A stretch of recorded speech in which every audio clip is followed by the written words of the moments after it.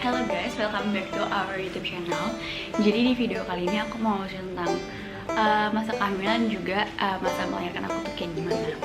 Nah, awalnya itu pas tahu aku hamil, aku sebenarnya nggak sadar kalau misalkan aku tuh lagi hamil gitu kan.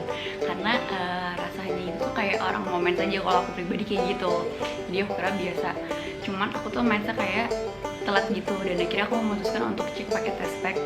Dan juga itu juga dipaksa mama aku karena dia punya feeling katanya aku hamil.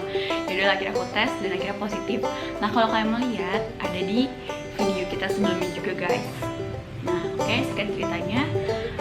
Pas trimester awal itu aku tuh ngerasain kayak sedikit mual karena mungkin juga dikasih obat penguat rahim gitu kan. Tapi so far oke aja. Terus aku di situ sama sekali nggak masak di trimester awal karena kayak lebih gampang mualnya sama gampang lemesnya gitu guys. Jadi kalau mau masak tuh yang kayak super gampang aja. Nah yang biasa aku bisa masak ayam apa segala macem, aku jadi nggak pengen masak ayam, jadi kayak ada ilfilnya sama ayam mentah gitu. Jadi aku nggak pengen makan ayam sama sekali, apalagi masak. Dan even motong-motong ayam itu aku nggak mau sama sekali kan. Nah disitu aku banyakin makan daging apa segala macam. Nah katanya di trimester awal itu emang lagi pembentukan otak, organ tubuh segala macem lah. Jadi aku berusaha untuk makan sebaik mungkin. Nah terus kalau untuk soal mual-mual itu bukan berarti aku jadi kayak harus bed rest apa segala macem.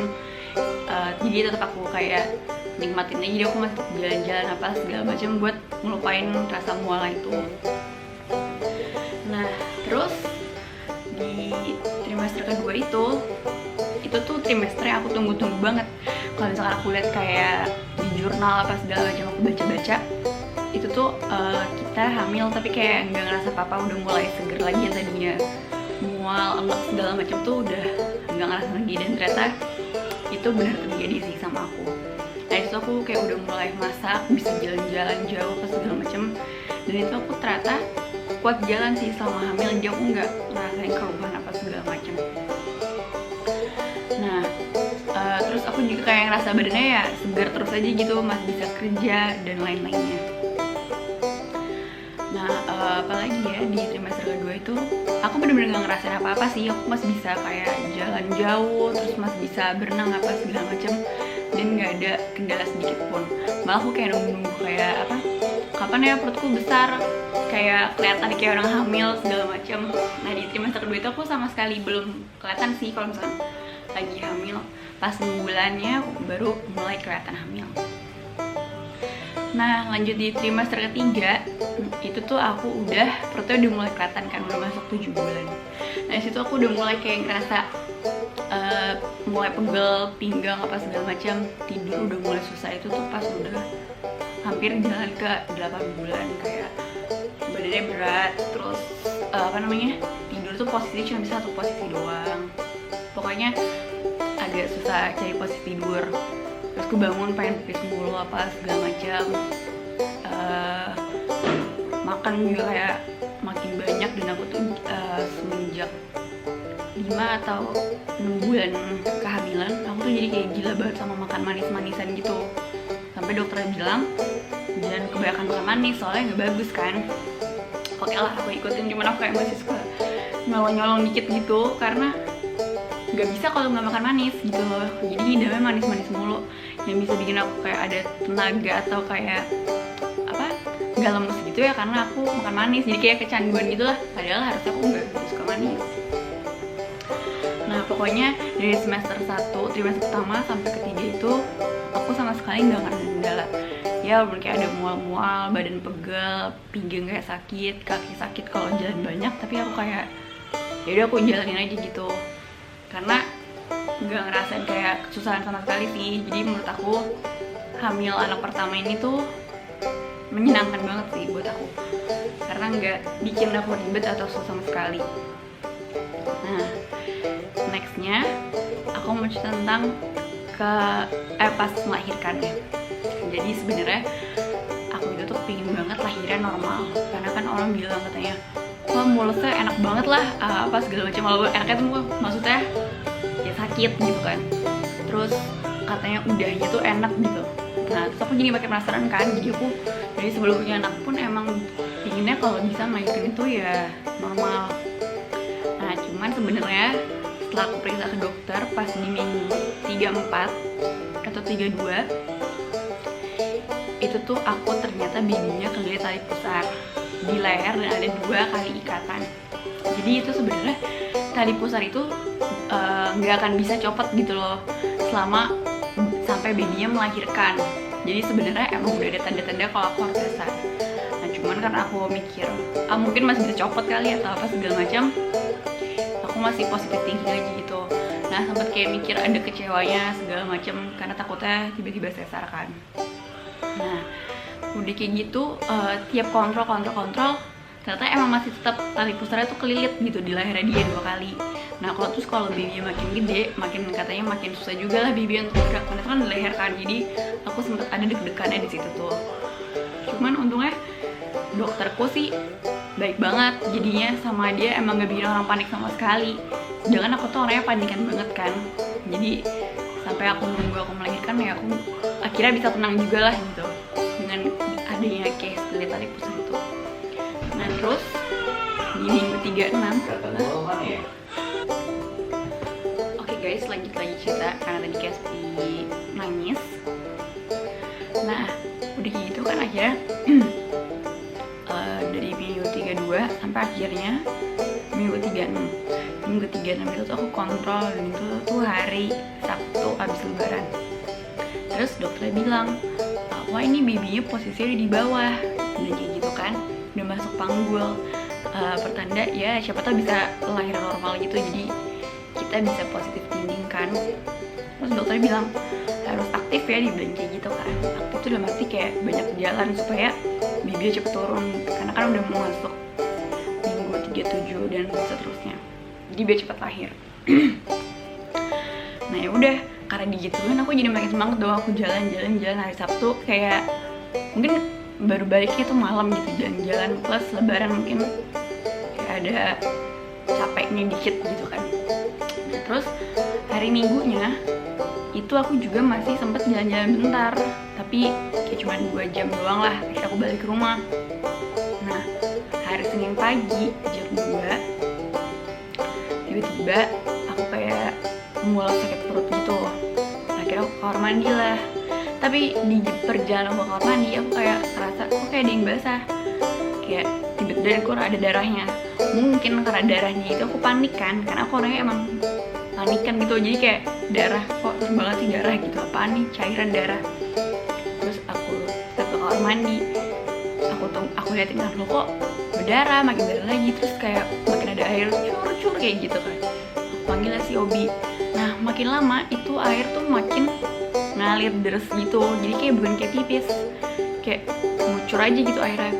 Terus aku pikir oh mungkin nih emang air ketuban lah. Cuman aku panggil Obi itu karena aku panik keluar darah aja. Aku bilang ya aku berdarah, terus Obi langsung bangun gitu kan.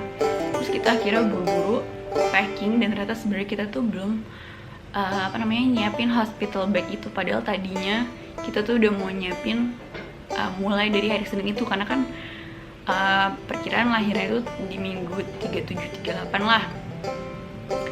Baru mau nyiapin semua, ternyata belum siap-siap gitu.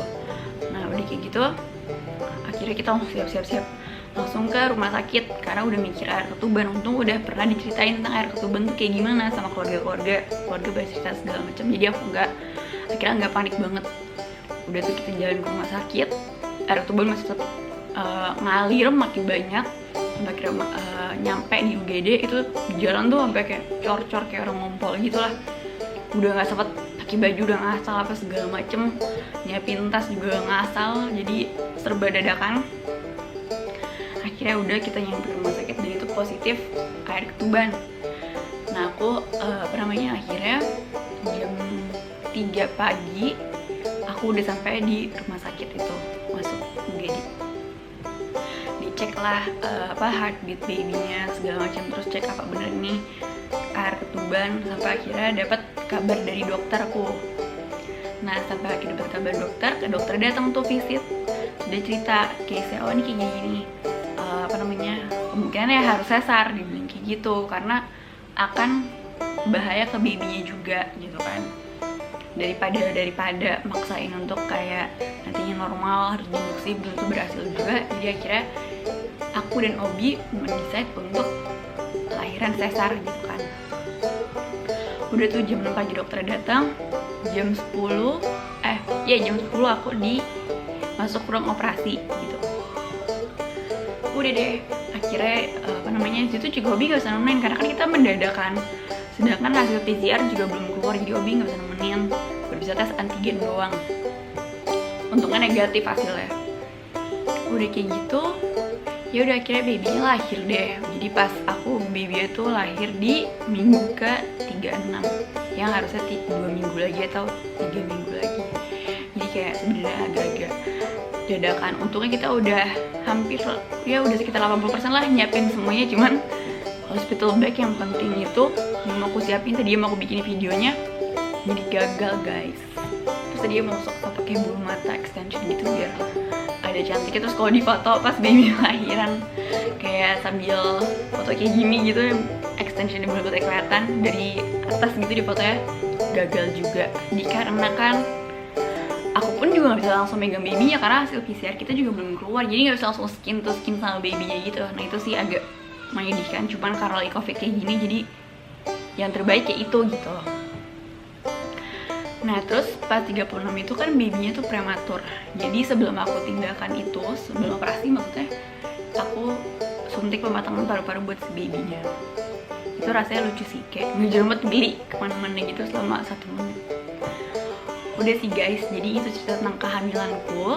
Jadi intinya di kehamilan tuh sebenarnya seru banget, sama sekali nggak ada kendala.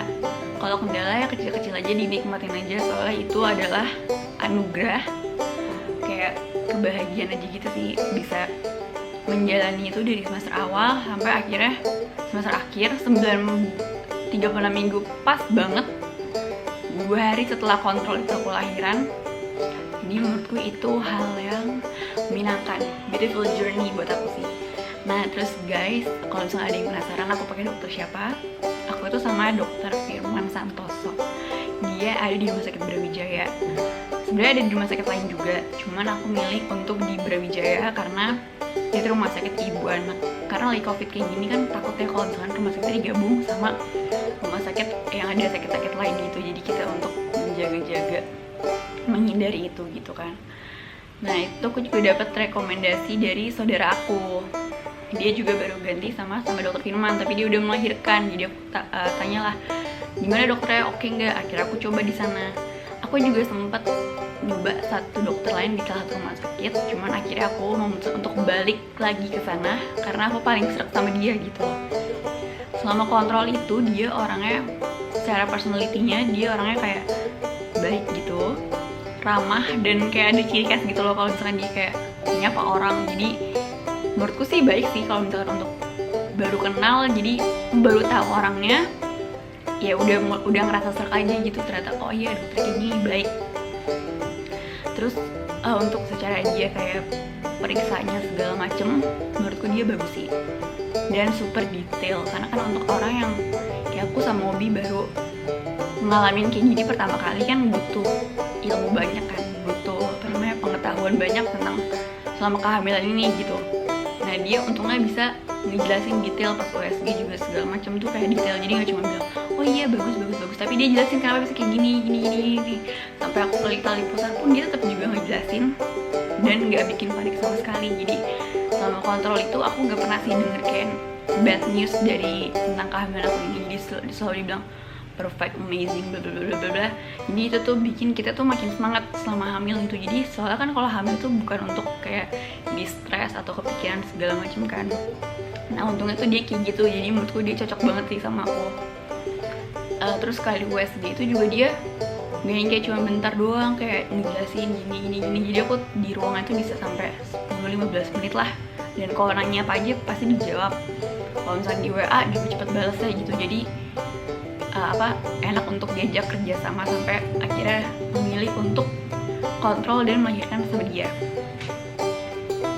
Terus udah kayak gitu di rumah sakitnya itu pun juga kayak on time aja. Misalkan aku dapat antrian kedua di jam estimasi jam berapa, ya emang bener gitu loh, emang estimasinya sesuai dengan aku masuk ruangan itu sesuai jam estimasi kedatangannya, paling juga telat. Itu juga nggak bisa dibilang telat juga sih, paling aku harus nunggu sekitar 15-20 menit, which is oke banget gitu loh untuk nunggu di rumah sakit cuma harus sebentar. Guys, aku pindah kamera dan posisi harus kayak gini karena kamera ini nggak ada standingnya, dan kamera yang tadi itu lowbat udah habis jadi mati.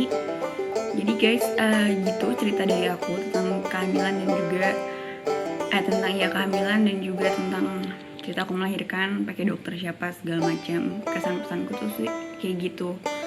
Jadi aku suka sama dokterku. Nanti kalau misalkan aku hamil lagi, aku akan balik lagi ke dokter Firman karena dia bisa diajak kerja sama dan juga sama sekali nggak bikin panik sih. Jadi dia orangnya pakai positive thinking, dan kepositifannya dia itu membawa kita juga tetap ikut positif, nggak cuma ke aku doang tapi juga ke Obi juga, kasih impact ke Obi juga gitu guys. Jadi gitu aja video dari aku, cerita tentang kehamilanku.